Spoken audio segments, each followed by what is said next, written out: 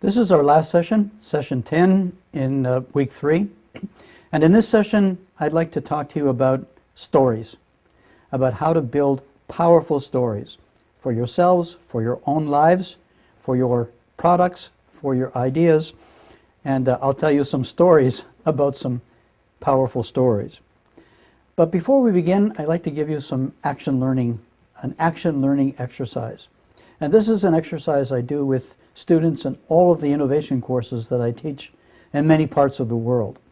It's called the Personal Creativity Machine, PCM. Each of us has a PCM. A personal creativity machine is your own personal unique method for generating an unending stream of creative ideas. So I'd like you to take your laptop or a piece of paper, whichever you find comfortable, and sit down and do the following exercise. Describe briefly and truthfully your own personal creativity machine.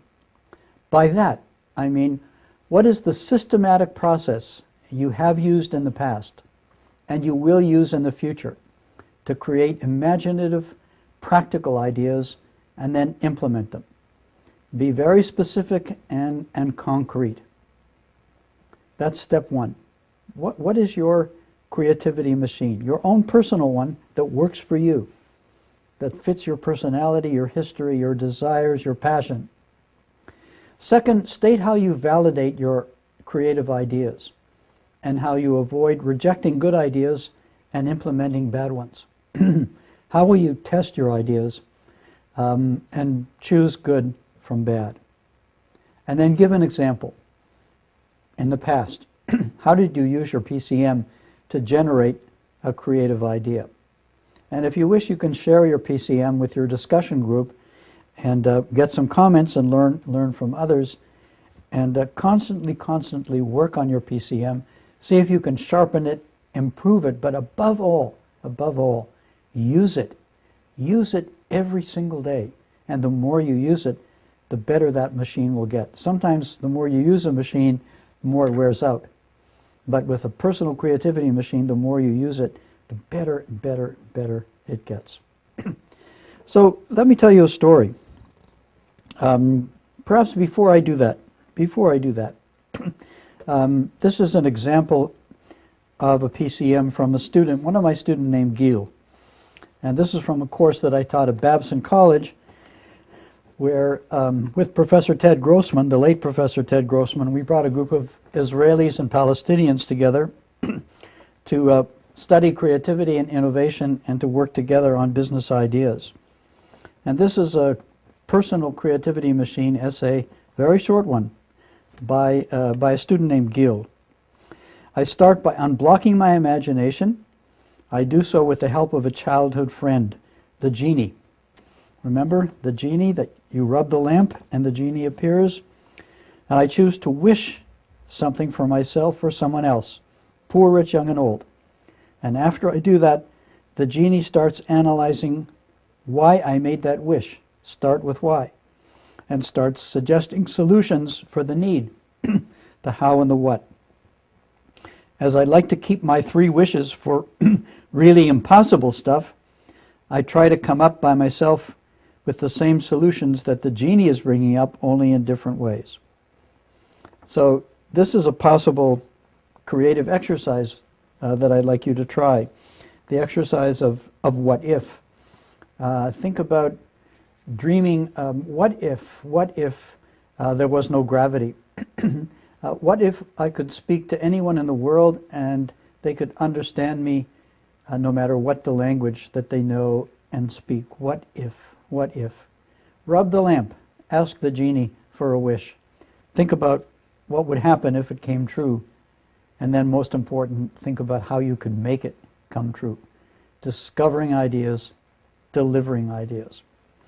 So here is a story. The story of an amazing entrepreneur named Elon Musk, and how he used his own genie to dream about things and then actually make them happen. So Elon Musk was born in South Africa. His mother was originally Canadian. She was born in Saskatchewan. Like myself, I was born in Regina, Saskatchewan. Musk studied at Queen's University in Kingston, Ontario. That's where I studied. I'm originally Canadian. Went to University of Pennsylvania.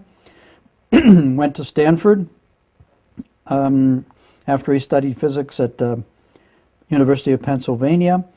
And he dropped out of Stanford to launch a company. So he launched a Yellow Pages directory called Zip2, which was sold to Compaq for $300 million. Musk himself made $21 million from the deal because he saw, just a few years after the World Wide Web was born, he saw how it could replace print city directories, print Yellow Pages. He had big dreams. He wanted to tackle, quote, important problems that would affect the future of humanity. The internet, clean energy, space. Tackled the big issues. So he founded a company that was to become PayPal because he had a key insight and observation. Money isn't pieces of paper. Money is just an entry in a database. How many of us are stuck in this rut of defining money as coins and paper or checks? Money is just an entry in a database. The result of that simple insight, a company called PayPal. Elon Musk founded SpaceX, space exploration, to build commercial rockets. Until some of these companies, governments were the only ones who could afford to build these powerful rockets. They did it based on military technology. SpaceX Falcon 9 had many failures initially. It now has a NASA contract to supply the space station, replacing the space shuttle. And Musk, his dream is to create colonies on Mars and on the moon. And he says, I would like to die on Mars, just not on impact. Musk founded Solar City, which provides photovoltaic cells to generate power for the roofs of homes and businesses, and it's one of the largest power companies in America. And he founded Tesla. Tesla is a car company that makes electric cars. And this sounds impossible. How in the world could a single entrepreneur create a company that does what huge companies with billions of dollars have failed to do? And he did. The Tesla car is a beautiful, environmentally friendly vehicle and is having success, but it was this close to failure.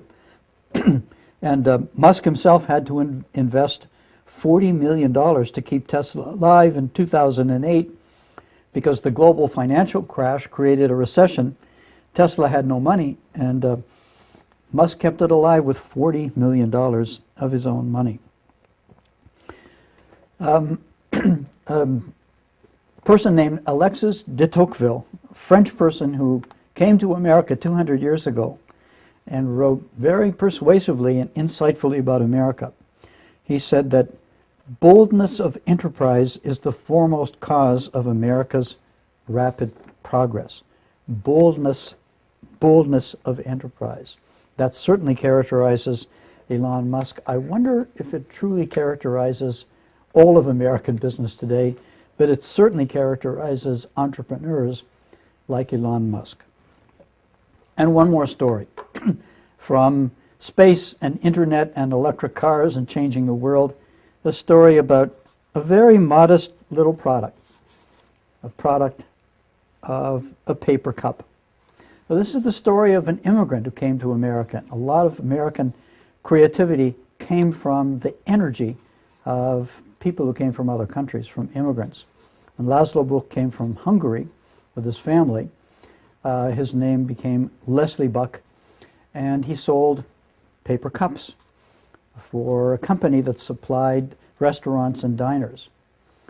He made an observation. His observation was that probably paper cups could be improved. A lot of the diners to which he was selling paper cups were run by Greek immigrants. The diner business was something that Greeks tended to go into, and it just happened. A lot of the diners in the New York area were run by persons of Greek origins. So Leslie Buck designed a paper cup based on an ancient Greek cup. You can see on your screen kind of a Greek sort of image or shape, and then a simple slogan that Leslie Buck wrote on the cup. "We are pleased to serve you." And he called the cup Amphora, which is based on a Greek word, amphora. Amphora, I understand, when you say it in Greek, kind of sounds like Anthora. And the Amphora cup captured the world. He didn't patent it, but he made a lot of money in commissions as a salesman selling this very, very popular cup. And he succeeded in his creative idea by empathically understanding he's selling to people of Greek origin, and a cup with looks like an ancient Greek cup, and called a name that kind of recalls the glory of ancient Greece. This will probably resonate with his customers. So that ends session 10, and it ends week 3. I'd like to give you a brief preview of week 4. We have 10 sessions in week 4, our last week together. I'm first going to remind you to work out, that your brain is a muscle. Work it out. Recall those 10 creativity exercises, 10 plus 1 that we talked about. I'll review some research done on creativity. What do we know about creativity done by scholars, and how can we use what they've discovered? We'll talk about Walter Mitty, a dreamer invented by a writer named James Thurber, inventing your career and reinventing yourself and your career. We'll talk about Einstein, Da Vinci, and Edison and their secrets. Again, a lot more stories about products, creative products that created breakthroughs. We'll talk about the 7 challenges, and I'll review perhaps those challenges and ask how you're progressing in coming up with answers, creative solutions to the 7 challenges. We'll ask you to take the Torrance test again for your creative thinking, so that we can measure, have you become measurably more creative since the course began, and have the ideas that we've given you, have they helped you produce more and better ideas? And then we'll wrap up the course. I'll ask you what you've learned, what you've implemented, and how have we changed you? And I'll give you a brief introduction to the second part of this course, the next 4 weeks, which is Cracking the Creativity Code, Part 2, Delivering Ideas. I'd like to thank you for joining us for these 4 weeks, and I hope you'll join us again for Part 2, Cracking the Creativity Code, Delivering Ideas, how to implement your wonderful creative ideas and actually make them happen to change the world. Goodbye.